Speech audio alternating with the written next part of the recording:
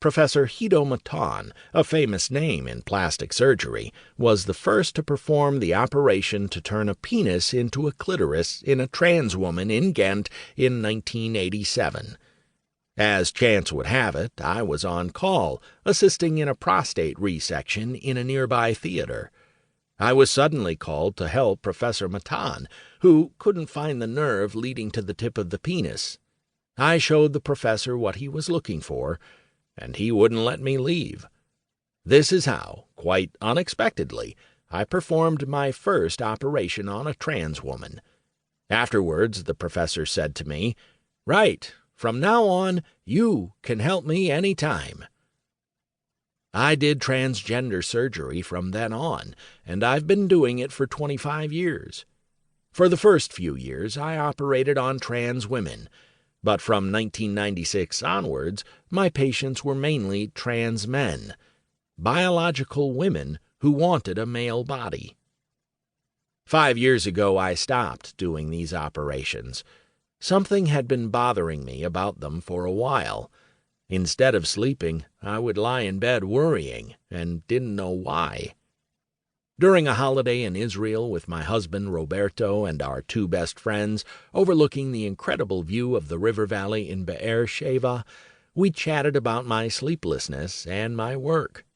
Suddenly, the pieces of the puzzle fitted together. I treated trans people with heart and soul, but I was weighed down by the number of patients there were, and, in particular, the complications which some of them were fighting with. I was a second victim, I realized. That is a typical phenomenon for doctors. It starts with trouble sleeping, and if you don't do anything about it, you start to get nightmares, lose your self-confidence, and are overcome by severe startle responses. The next stage is burnout.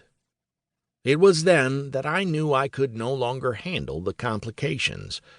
The patients coming to me were getting younger and younger, and the complications more and more painful.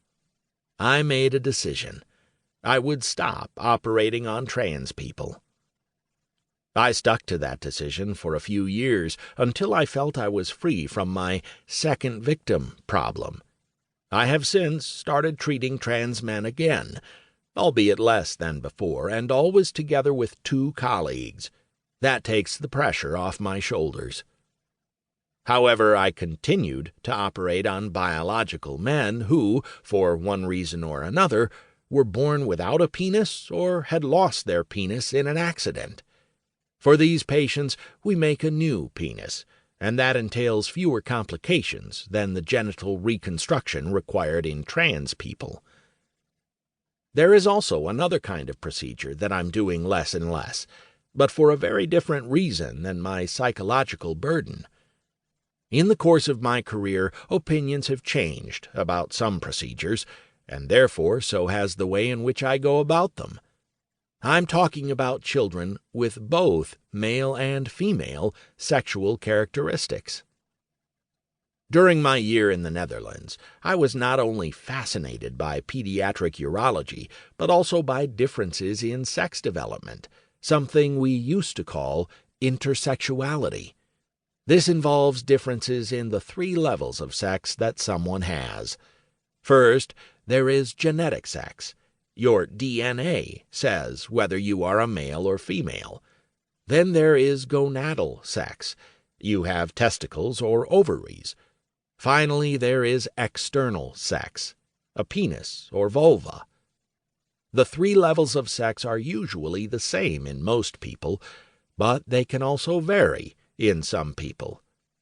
For example, someone can have the typical XY chromosomes of a man, but look like a woman on the outside, that is, with a vulva instead of a penis, and with testicles in her abdomen. There are hundreds of variations that deviate from the traditional difference between man and woman.